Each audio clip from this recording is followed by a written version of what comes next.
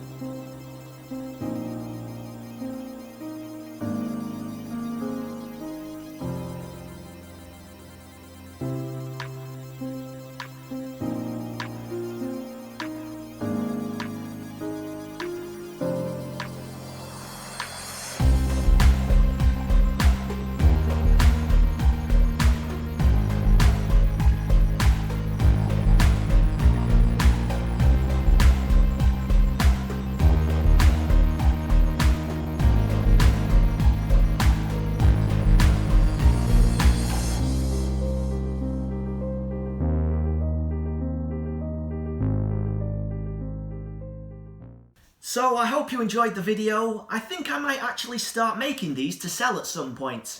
Who knows? Don't forget to follow me on Instagram and Facebook. The links are down below. My Etsy store is also down below. Please do subscribe. Please stay notified and I'll see you next time.